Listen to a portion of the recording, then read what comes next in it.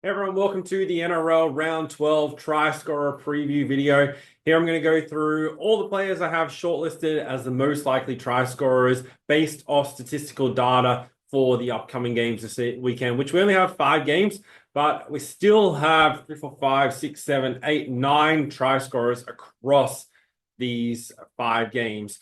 And there's ones where I really like the setup and the situation they have. So I'm going to run through each one of them game by game and break down based off data and trends why I like that player to score a try this week. And then I'll summarize all the selections at the end. Last week, we had 16 selections, 8 of them scored, 8 of them didn't. So 50%, but obviously with a number of them being around even money or better, then it results in a profitable round overall. We just have the one in the Knights Eels game with Zach Lomax scoring. He ended up getting a double. Missed on both selections in the Bulldogs, Roosters, and then we had 3 in the Dolphins Warriors game, which turned out to be a super low scoring game, unfortunately. Cowboys Seagulls, we landed with Robert Derby scoring for the Cowboys, but Tolu Kola didn't. And then from basically the Sharks game onward, we were going really well. Kale Iro and Ronaldo Mulitalo both scored for the Sharks at good odds, like the 275 and 220 for those were really good prices against the Storm. Broncos, Dragons, Ezra Mam scored in his game back. Selwyn Cobbo did nothing. Corey Allen didn't really get many opportunities either. Terrell Sloan on the right wing ended up getting the 2 tries for the Dragons. Xavier Savage scored and Hudson Young both scored as well in the Raiders' 40-point game over the Titans. And then Alex Johnston scored for the Rabbitohs against the Tigers in his first game back. So pretty good round overall. I'm looking to keep it going into round 12 and onwards through the rest of the season. When it comes to choosing the try scorers, none of this is ever done on based off players that I want to see score a try or I just think is going to score a try. I don't go in with any preconceived ideas or I remember that player scored a try last week. I'm going to back them to score a try again this week or anything like that. It's purely everything I do first is based on statistical data and then I'll weigh it up based off that player, whether how likely based on how that team is playing and their recent form, whether I think they can then score a try in that particular game that's coming up as well. And then last decision is knowing what price I'm willing to take for that player. And then if that price is available, sometimes there's a player with a good matchup. Sometimes, like a lot of the time, it can be wingers that are severely underpriced. Like they have a good setup to score a try, but then Sportsbet will have them $1.45 or $1.55 to score. And in that situation, unless they're scoring pretty much every week, there's no real use in backing that. So I'm going to run through what I recommend with your try scorers is backing every player to win 1.5 units. There is one exception to this week, though, which I'll get to when we get to those players. The tool you're looking at here is from the NRL Bet Finders, which you can access through the link in the description. It's included with the Best Bets membership. That's where I post everything I'm betting on the NRL, plus additional previews. But you get all the tools in the Bet Finders to analyze your try scorers and also go through and analyze games and compare how teams perform and their statistics. So you can every betting decision you make. So every time you're placing a bet, you can know that bet is backed by research. And that's also the plays that I bet as well are backed by that as well. So you can already have that work done for you. But this tool you're looking at here is the easiest way and what I built to analyze which players have the best matchup. So the first game on Thursday night, Bulldogs versus Dolphins. This section here is where the Bulldogs score their tries based off position. So they rank 7th in fullback, 11th to the right wing, 9th to the right center, 5th left center, and so on. This ranking, if it's a high ranking like 2 and 3 down here, or obviously 1 is best, that means they average the most tries through that position in terms of the whole NRL. If it's a low ranking like 15, 16, or 17 being worse, that means they average the least number of tries through that position, and then I'll have it colored in as red. And then the other column over here is the opponent tries against. So in this case, the Dolphins, this is where they concede tries. So to which position of the opponent are they conceding tries? If it's a high ranking, like 1, 2, 3, 4, means they're conceding very few tries to that position. If it's a high ranking, like 14, 15, 16, and 17, then they're conceding a lot of tries in overall relation to the league through that position. And likely that's a player you want to target. But what you want to do is match up a high ranking in the tries for to a low ranking in the tries against, and that'll give you a really good matchup. So we're looking for, 1, 2, 3, 4, 5s in this section, and then 13 and above in the other section to give us a player that, based on statistics, has a good matchup, and then we can compare it with their recent form. And also, one thing that you'll see when I go through each one, I'm also looking at, is this high ranking due to they gave up a hat trick or 4 tries to a player back in round 1 or 2? Or have they been giving up a lot more tries recently? Because then I weigh recent form more heavily into the decision if it's a good matchup as well. Sometimes teams will have given up 8 tries across the first 5 weeks and then not conceded a try to that position across the next 5 weeks. And that can be due to, well, there was a player injured early on in the season and they had a reserve player filling in defensively there. Or there's lots of other reasons that can contribute to that. Maybe they've just been playing teams who tend to go to the other side of the field. And this is what this also shows you, is you can see which side of the field teams are scoring and conceding tries on. And then you can make a judgment based off that, which way they are likely to play to give themselves the best chance of winning. And with your bets, you can target that, because what you don't want to do with your try scorers is, like, sometimes this will work out and by chance it'll pay off, but long term it's not the best way to go about it. Is if you see a side that, for example, in this situation right here, is the Dolphins defending left centers and left wingers, they rank 3rd overall in the league, averaging just 0.82 tries per game. Whereas defending the right wing and right center, they overall rank 16th, and they're giving up the 14th most, both to the center and the winger. So for Bulldogs, it obviously makes sense for them to go to the right-hand side. But especially if you saw a situation here where Bulldogs, just to give an example, if Bulldogs are ranked like 3rd overall right edge and the 12th left edge going up against the 3rd, so say that was the example, there's no way in the world you want to be backing the Bulldogs left winger or left center to score a try, because it's going to be just by a line break and they were the player following up, or a kick, and it just happens to score a try from a kick, that they're going to score on that side of the field. Otherwise, it's going to be extremely unlikely, and likely you're going to be taking much lower odds than you should be for that player based on the opposition that they're facing, because strategically it makes no sense at all for them to be going to that side of the field often in attack if they're wanting to score points. That's one thing that this easily shows you, and you can go through and make really smart decisions, but also do it in a timely and efficient manner. It doesn't need to take you hours upon hours to research. Before I made some of these tools that are in the bet finders, the amount of clicking back and forth I had to do between games and stats and websites, and going back through previous game stats to then look up players, it took a long time. So over basically 12 years now, maybe a little bit longer than that now, but I've built these tools to be able to give me this information in a way that I can have it and then use it to then make betting decisions without it taking hours upon hours throughout the day. Now, getting into the selections, the first game, Bulldogs versus Dolphins. Now, I have 3 selections in this game, and the thing I don't like is this game has the lowest total points line of all the games this weekend. The total is only 41.5. All the other games have 44, 43.5 totals. Not that there's a great deal between them, but don't love the fact that I have the most try score selections in the game that's expected to have the lowest total points scored, especially after the Dolphins last week. But I think all 3 of these players have a really good opportunity to score tries. And what I recommend is just half staking 2 of them, which I'll get to in a second. The first player, this is a full stake player, is Bulldogs on the right wing. So that's this right here. And that is Blake Wilson. He's paying $2.02 at Neds to score a try. The Dolphins have conceded to the opponent right wing in 7 of 11 games so far this season, and only conceded to the left winger, which is this situation here, in 4 of 11. And they haven't even conceded at all to the left edge in any of the past 3 weeks. So the Bulldogs, whilst they're a bit undermanned this week, I think they should target that right edge of the Dolphins. That's where teams have been having a lot of success scoring against them. And now on that right wing, we're getting a better than even money for Wilson to score a try, which I think is a very, very good bet. He's scored in 2 of his 4 games so far this season, hasn't played since round 4, and did score in his only game against the Dolphins in his career so far when the Bulldogs won by 1 point. That was in the game a couple of seasons ago back in 2023. But at the price, definitely a bet to get this game underway. Then also for the Bulldogs, I want to go in the second row right here.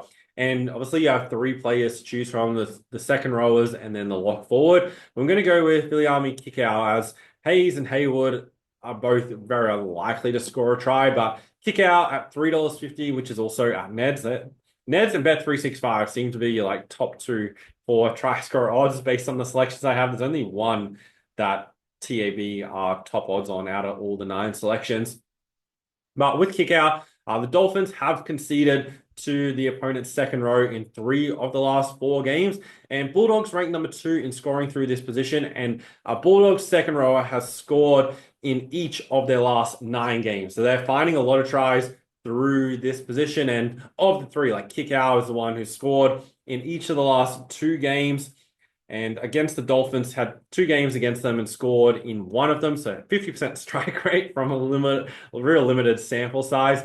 But at $3.50, to me is definitely a bet, considering like the Bulldogs this week, they'll look to break down this Dolphins defense through the middle. No Hamiso Tabuai-Fidow at fullback to cover a kick out, makes a break. Avarivalo will be back there trying to stop him. But at the odds, like I wouldn't be taking anything like sub $3, but $3.50 is a bet. Do recommend you half stake kick out and then also half stake Herbie Farnworth. That's the selection for the Dolphins. So left center right here. Now, when you look at this, you're going to see that Bulldogs rank number 2 defensively to the left center, which isn't ideal. However, they have been conceding a lot to the left wing, and the Dolphins score tries, more so through the centers as opposed to the wingers. You see 6th and 8th at the right and left center, whereas 15th and 16th on the wing. So they're getting those tries not going right out to the sideline. So the other factor that contributes to this is Farnworth is in really good try scoring form. He scored a try in each of his last 5 games, and he's also scored in 2 of the last 4 against the Bulldogs for a total of 3 tries. Now, whilst the Bulldogs rank really highly here at defending the left center, the reason for this play is firstly getting $3.10 which is at Ned's for Farnworth to score, which I think is a really reasonable price for a play in such good try scoring form. But in this game, the Dolphins are going to need to go towards the left edge. The reason for that is with Avarillo at fullback, they bring in Max Fiagai into the centers, who will be playing his first game for the Dolphins, and then Sarko out on the wing. Now, the Bulldogs defend that side slightly better than they do this side.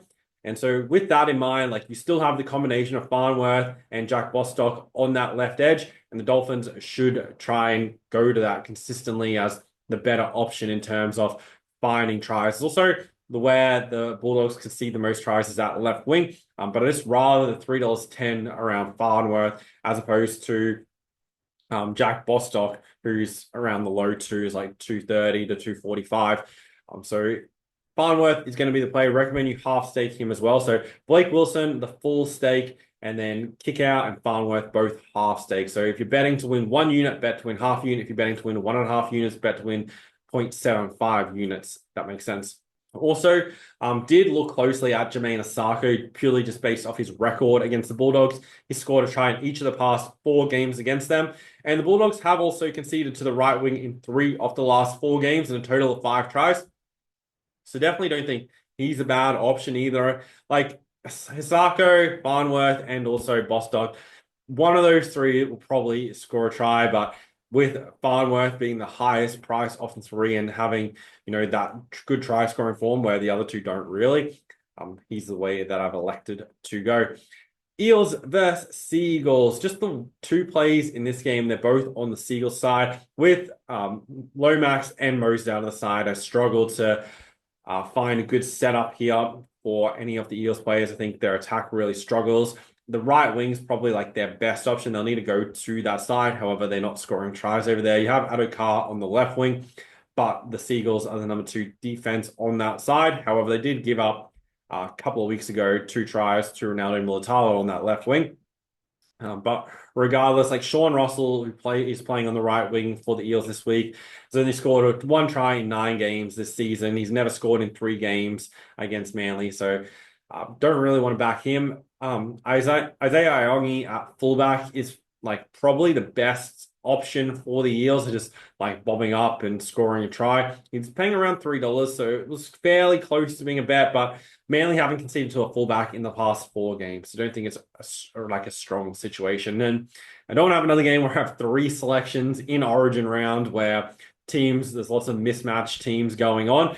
So it's going to have 2 selections on the Seagulls. They're both pretty straightforward.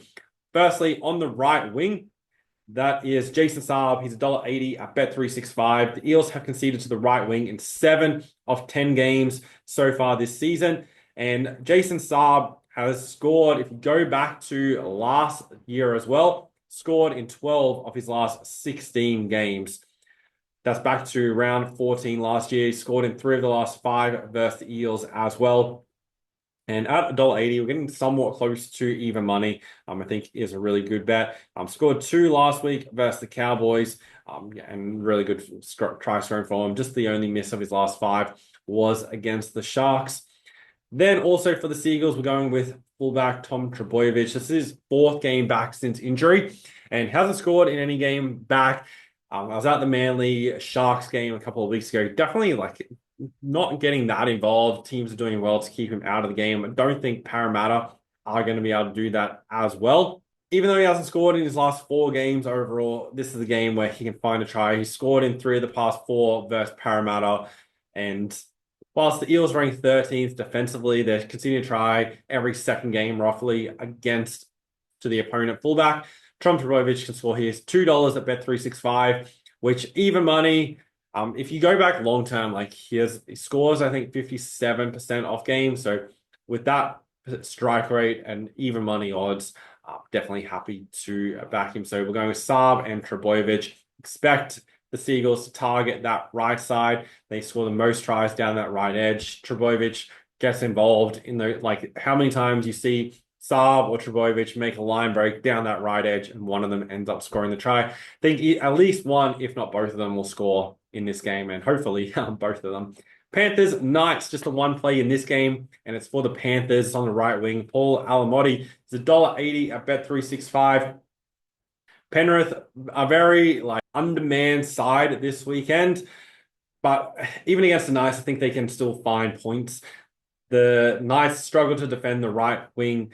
They have conceded 9 tries to the right edge and only 4 to the left edge, and to the right wing, they've conceded in 5 of the last 6 weeks. Expect Panthers go that side of the field, especially considering Newcastle, #1 team at defending the opponent left center and left winger combined. So this is the avenue to points here for the Panthers. Alamotti hasn't scored in the past 3 weeks, but we know he is capable of scoring tries, getting doubles, those kind of things. And in this game, which I don't think, either strong team is like going to be running in too many points, he's the only player. Like if I was to back anyone in this game, he's the one. So that's the selection I'm going with. But outside of that, there's nobody else that I'd be happy backing. For the Knights, like no try scorer selections for them. Roosters, Sharks, we're following the same principle as last week, where gonna leave the Roosters alone. Similar situation to the Panthers. They're missing a lot of players, and where they score tries, Sharks defend that well on that right edge, and also where Sharks concede tries, that's not where the Roosters score them. With this in mind, for the Sharks, we're going on the left edge, so left center and left winger. So sticking with Kale Iro, when I looked at him, I was thinking we are going to get around the $2.40, maybe $2.50 mark each game that he continues to score a try. He scored in 7 of his last 7. The price slowly keeps creeping down. There has been a bit of a jump. There was like 260 to 280 available last week. Now it's into like 230 and around even money at some places. 230 a tab is the best that I could see. That's like my absolute cutoff. I wouldn't take anything less than that. But he has scored in like every game that he's played this season. Also going back to last year, he scored in 12 of his last 14 games. And whilst the Roosters have an 11th ranking, they've still conceded to the left center in 3 of the last 4 games. At the 230, happy to back him. Not as much value in the price as in particular last week where he had an ideal matchup against the Storm and ended up scoring a try. But still happy to go with him again this week. I think Sharks will really target this side of the field. No Sam Stonestreet on the right wing. Hiroti comes in to replace him, which isn't a bad replacement, but and can score. But in terms of wingers, Sam Stonestreet's more of a winger. Hiroti's more of a center, in my opinion. So expect the Sharks to go to this left edge. They've had success the past few weeks going there last week against Melbourne, the week prior against Manly. It's really working for them. I think they'll continue it again this week. Then on the left wing, Ronaldo Mulatalo, he's $1.80 at Neds. Roosters are conceding to the left wing in half their games this season to 5 of 10, also conceded in 3 of their last 6. Mulatalo has scored in each of his past 4 games versus the Roosters and also scored 4 tries in his last 4 games. And has scored in 3 of the 4 games overall. I think at $1.80, another one where I feel like he's kind of close to the minimum price worthwhile backing him. But at $1.80, still happy to go with him as a selection. So Kale Iro and Ronaldo Mulatalo are the 2 selections in the Roosters Sharks game. As I expect the Sharks to win as well, which I spoke about in the betting trends preview. Make sure to check that video out if you haven't watched it already. And then final game over in New Zealand, the Warriors against the Raiders. For this game, really struggled to find a selection for the Warriors. Like Adam Pompey at left center was the main player I had shortlisted. So that's this situation here. But the Warriors haven't really been scoring tries through that position. It's just been that the Raiders have been conceding tries there recently. So there wasn't enough reason for me to go with it. Pompey also scored the majority of his tries on the wing and also hasn't scored against the Raiders. So I like to just to leave him alone. Like when there's not enough factors like lining up, it's just better not to bet. So a lot of the times, like a good thing to do with betting is when it's just not fully making sense, just don't bet because it's better to just not bet and then not lose than bet just for the sake of it and end up losing. For the Raiders, though, player that I'm going to go with is on the left wing, and that's Savelio Tamale at 220 at Bet365. Warriors have conceded to the left wing in 5 of their last 7 games and also conceded to the left edge overall in 6 of their last 7. Tamale scored a try in 4 of his past 5 games. Didn't score in round 1 versus the Warriors though this season. Xavier Savage on the right wing got 2. So I was kind of tossing up which wing to go with. But I elected to go with Tamale. The Warriors have only, since giving up the 2 back to Savage, and I think they gave it 1 the week after, they've only conceded 3 tries in their last 8 games to the opponent right winger. So the Raiders should see success on that left edge with Tamale. They also have Seb Chris playing on the inside. Expect like they'll be getting plenty of opportunities. Warriors are good defensively, so I'm just going with the 1 play for the Raiders, even though like their attack's really firing at the moment. So yeah, Tamale 220 at Bet365. To recap the selections, we're going with Bulldogs, Dolphins, Blake Wilson 202 at Neds, and Viliami Kickout at 350. And then for the Dolphins, Harvey Farnworth at 310 at Neds. Eels, Seagulls, Jason Saab, $1.80, and Tom Trbojevic, $2 at Bet365. That's both of them. Panthers, Knights, Paul Alamotti, $1.80 at Bet365. Roosters, Sharks, Kale Iro, $2.30 at the tab, and then Ronaldo Mulatalo, $1.80 at Neds. And then, as just mentioned, for the Raiders, Tamale, $2.20 at Bet365. Those are the 9 try scorer selections for this week. Good luck if you're following along with the selections. Hopefully this video gave you some insight as to, how you can go through and use statistics to choose your try scorer best, but also these similar things you can do for your full game selections, who you're backing to win, how much you're backing them to win by, your margins, your totals. There's so many different things you can bet on just for the NRL alone, let alone other sports. But like a lot of this information isn't easily available and it's also not shown in a way where it's easy to analyze. So that's why about 10 or so years ago, I started building out these tools so that I could analyze games and have this information. Because for me personally, like I wanted to, when I first started betting, I bet for a little while just as a fan. And then I decided that if I'm not making money betting, then I'm not going to waste my time betting. So I looked at all the things I could do to make sure each bet I was putting on was effectively a smart bet and a bet that was long-term going to make me money. Obviously, every bet you put on isn't going to win, but if you're consistently putting bets on where you're beating the odds, you're taking positive expected value. And to do that effectively, all you need to do is put in a little bit of research. And back in the beginning, like as I mentioned earlier, it's like it took me ages to go through and analyze games because you're comparing so many different things. And then you're getting confused because it's not easily able to be digested because of how you're seeing the information. So everything I created is based on making it easily to digest. And then I molded some of these to be able to share them with people over the past couple of years. So that you guys can use these same tools and make profits betting on the sports. Over the years, had quite a lot of issues with betting companies in terms of like getting bets on and that kind of thing. So it's been really awesome seeing so many people like use these for themselves and make money betting on the NRL, other sports, and also horse racing from the different things that I've created over the years. Really appreciate you guys watching, following along on the channel. The betting trends video is already posted for the games coming up this weekend. There's also a video for the AFL. If you're betting on the AFL.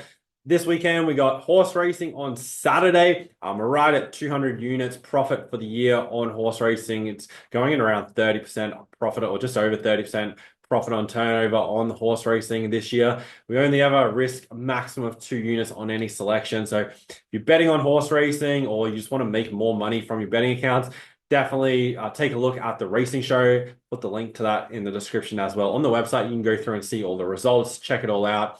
Every race day, I record a preview similar to what I do here with the try scorers, but specifically for horse racing, breaking down all the selections and why I'm backing that runner. So you're not only getting the selections and the staking of how much to bet on that runner the day prior to the race, but you also get a video explaining why I'm backing that particular horse. It's also leveling up your knowledge. And that's what I try and do with everything I do for investor.bet.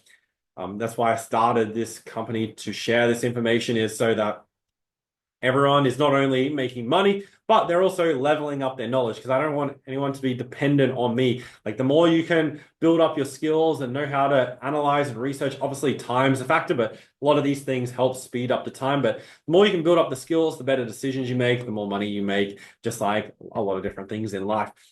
That being said, have a great weekend, guys. Good luck with all your bets, and thanks for watching, and I'll see you in the next video.